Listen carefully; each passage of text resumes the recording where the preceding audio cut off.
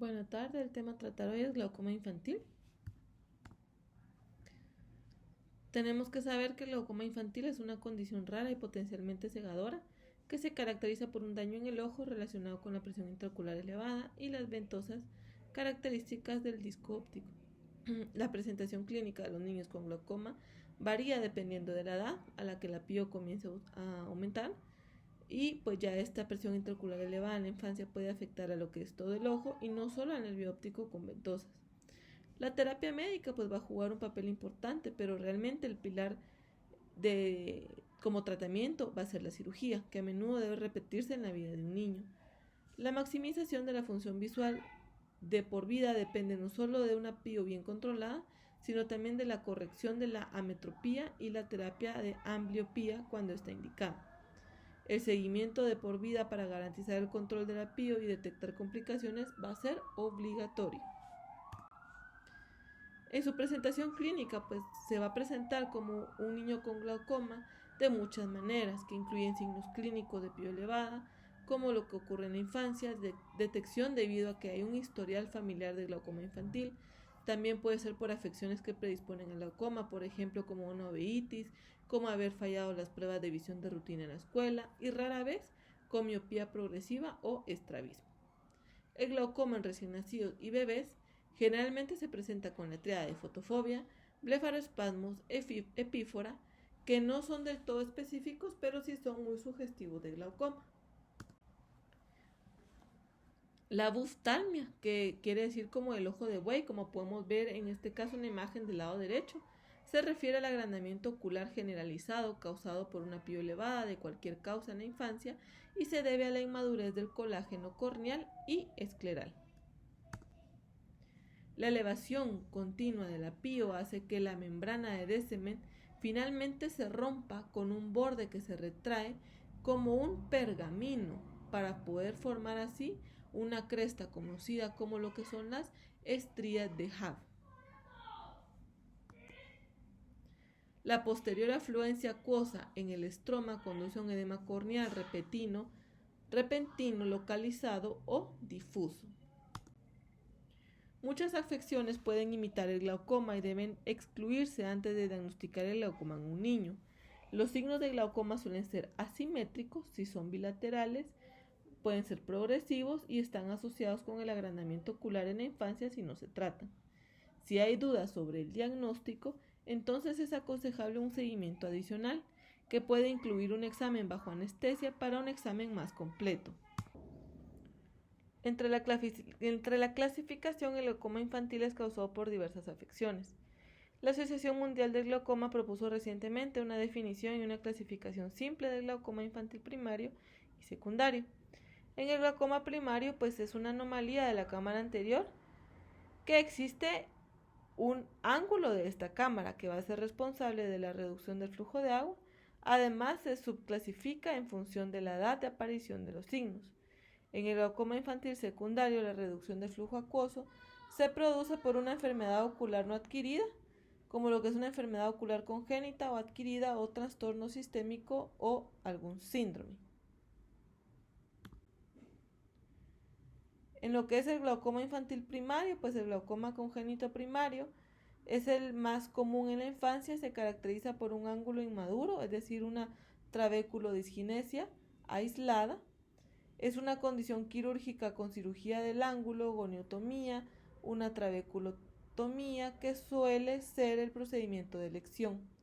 El pronóstico de la cirugía angular está influenciado por el momento de la aparición de los signos, como son en los 3 a 12 meses de edad, teniendo el pronóstico más favorable. Las opciones después de una cirugía angular fallida, seguida de la terapia médica, son la trabeculectomía con agentes anticicatrizantes o la cirugía con dispositivo de drenaje de glaucoma.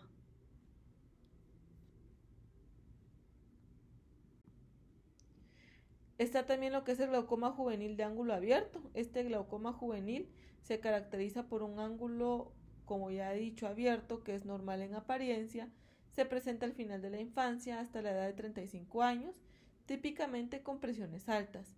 No está asociado con agrandamiento ocular, anomalías oculares o características sistémicas.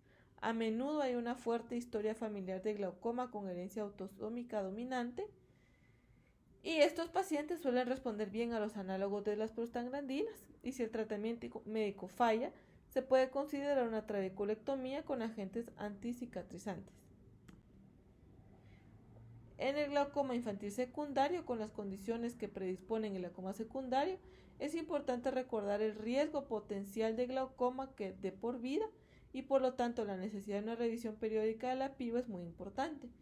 La PIO con elevación constante debe tratarse médicamente antes de que se desarrolle el glaucoma y los pacientes con afecciones que se sabe que están asociados con hallazgos sistémicos deben ser derivados a un pediatra para su evaluación.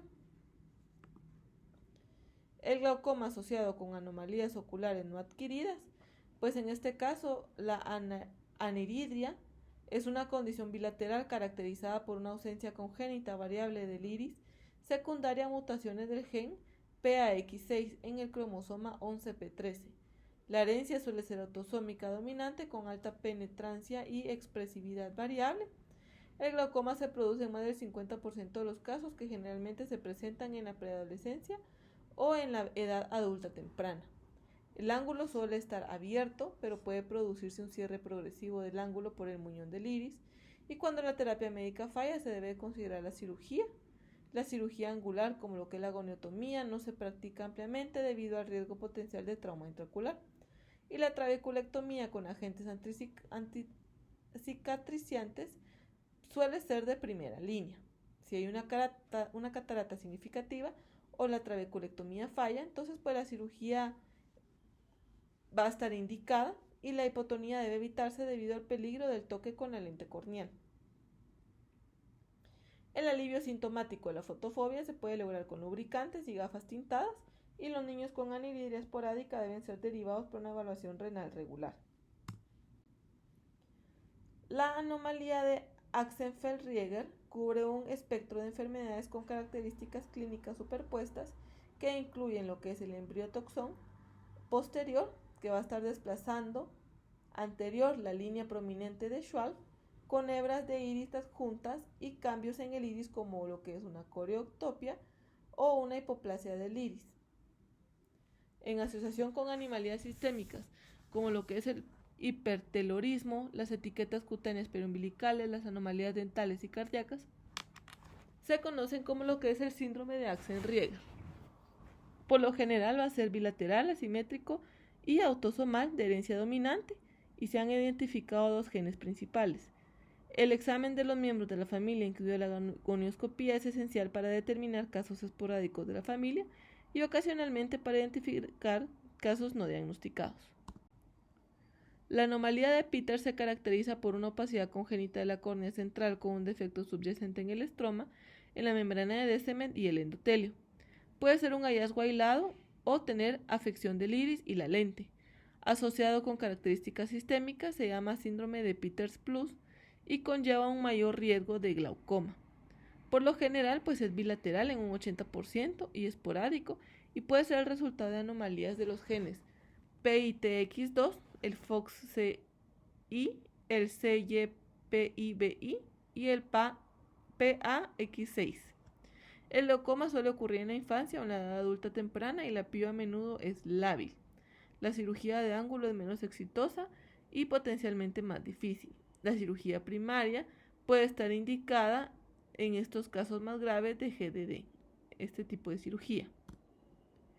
El glaucoma asociado con enfermedades o síndromes sistémicos no adquiridos. Tenemos lo que es el síndrome de Sturge-Weber, que esto es una pacomatosis más común asociada con glaucoma. Es una condición congénita esporádica caracterizada por una malformación vascular cutánea facial, a la que le han llamado mancha de vino de puerto, y lesiones vasculares oculares como un hemangioma epiescleral y coroidal. El glaucoma ocurre alrededor del 30 al 50% de los casos. Cuando el tratamiento médico falla, pues la cirugía se considera en función de la edad de inicio. Gracias.